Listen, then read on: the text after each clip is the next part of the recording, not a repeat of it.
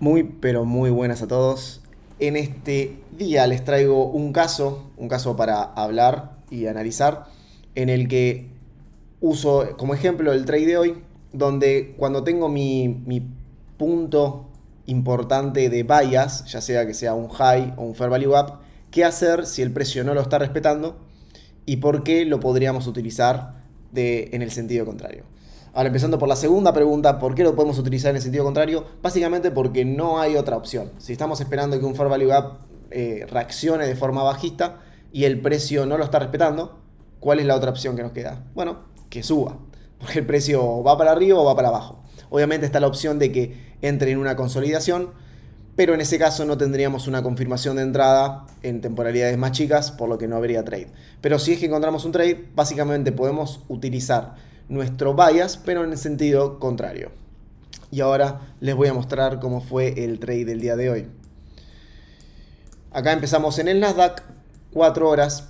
Vemos que el order flow se está respetando. Acá en el día de ayer teníamos este fair value gap, donde el precio entra, reacciona a la baja. Y hoy el precio ya se encontraba a las 9 a.m., ya se encontraba dentro de este fair value gap, por lo que esperábamos, o por lo que esperaba, que el precio reaccione y vaya a la baja. Ahora, obviamente, a medida que se va formando la vela, podemos tener una intuición si está respetando o no, pero no es una confirmación súper sólida, simplemente porque tenemos que esperar al cierre de la vela para ver que el fair value gap se esté invalidando. Y obviamente para esperar al cierre de la vela tenemos que esperar 4 horas después de las 9.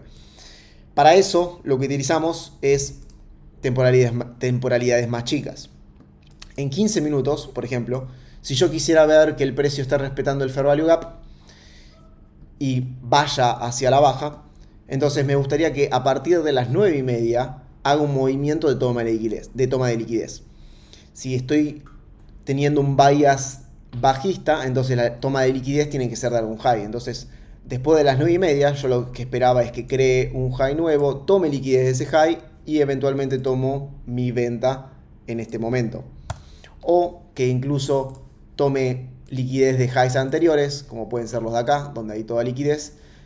Aunque este escenario no me parecía muy convincente, simplemente porque si el precio ya se encontraba por estas zonas, ya iba a estar bastante invalidado el hecho de que el precio baje, simplemente por nuestro fair value gap de 4 horas. Entonces yo lo que espero es ver el movimiento a partir de las 9 y media en el Nasdaq, más que nada, a ver hacia dónde toma liquidez. Entonces acá vemos la vela de las 9 y media, donde el precio va y toma liquidez de este fair value gap. Ahora no me quedo solo con esto, a mí me gusta ver más que nada toma de liquidez de lows, pero si ven el video, uno de los videos anteriores donde explico qué esperar en la temporalidad media, que en mi caso es 15 minutos, entonces acá también podríamos tener en cuenta que esto es liquidez interna. El precio va, toma liquidez externa de este high y luego va a tomar liquidez interna. Y después de la liquidez interna iría a tomar liquidez externa nuevamente. Pero no me quedo solo con eso, sino también busco que haya una divergencia, que acá la tenemos. Si vamos al S&P 500, vemos acá que la vela de las 9 a.m. sí fue liquidado por la vela de las 9 y media. Ahora, es totalmente válido este low simplemente porque la vela anterior es más alta, al igual que la vela posterior. Entonces a las 9 y media el precio sí liquidó este low de las 9 a.m. y no así el Nasdaq. Si vemos acá tenemos la vela de las 9 a.m. y la vela de las 9 y media cierra por encima sin liquidarla. Entonces acá tenemos una divergencia donde el precio siempre se mueve a favor del par que manipuló. En este caso el índice que manipuló. Entonces en el S&P sí manipuló, lo que nos daba un indicio que iba a ir en sentido contrario. Entonces tenemos como confluencias la divergencia y encima que el precio entra en un fair value gap en el Nasdaq. Ya acá, con esas dos confluencias, paso a mi temporalidad de entrada, que es 1 minuto. Y acá vemos la entrada que tomé. Vemos una vez que el precio entra en el fair value gap, se genera la divergencia, lo que ocurre es un quiebre de estructura. El quiebre de estructura se da justo acá. MSS significa Market Structure Shift. Y al crear este quiebre de estructura nos genera un fair value gap, que es este que vemos acá. de acá a acá hay un Fair Value Gap y acá puede ser nuestro punto de entrada. Otro punto de entrada que podríamos llegar a tener es una vez que reacciona ese Fair Value Gap, es decir, en esta vela, que encima es una vela envolvente, envuelve la vela anterior, es una vela alcista, entonces es una muestra de que está reaccionando ese Fair Value Gap.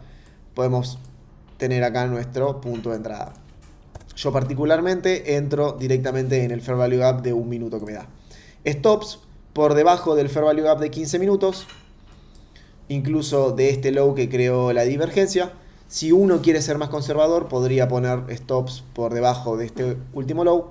Yo me sentía lo suficientemente confiado para ponerlo por acá. Obviamente tuvimos un periodo de drawdown hasta que el precio se lanza. Y después, con nuestro target, vamos a analizar qué pasó en las sesiones anteriores. Si vemos acá, al comienzo del día, el precio lo que hace es liquidar el low del día anterior.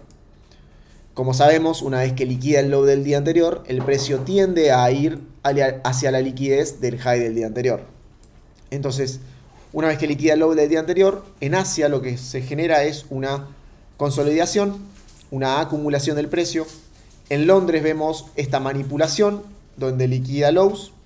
Por ende, yo lo que esperaba en Nueva York era una distribución, porque tenemos la acumulación, la manipulación y eventualmente la distribución. Entonces todas estas confluencias formaban parte del análisis para que el precio invalide el Fair Value Gap de 4 horas y coincida con el bias alcista. Entonces, teniendo en cuenta eso, hay dos puntos muy importantes como target. En primer lugar vendría a ser la liquidez alcista, la liquidez de compras esta más alta, más cercana, perdón, que tenemos este high. Y como target final sería el high del día anterior, donde básicamente todo esto que vemos es liquidez. Todos estos highs, que vemos son liquidez. Entonces, como target final sería el high del día anterior. Ahora, yo particularmente lo cierro en la liquidez más cercana, simplemente porque quizá mis targets son un poco más conservadores. Pero eventualmente el precio sí llega al target final y podríamos haber tenido este extenso beneficio. Pero bueno, eso ya va más el plan de trading de uno y si quiere tomar parciales acá o no. Yo particularmente con el take profit soy bastante conservador, así que un 1 a 3 viene bien. Y es así como podemos encontrar un bias siendo invalidado al momento de la operación.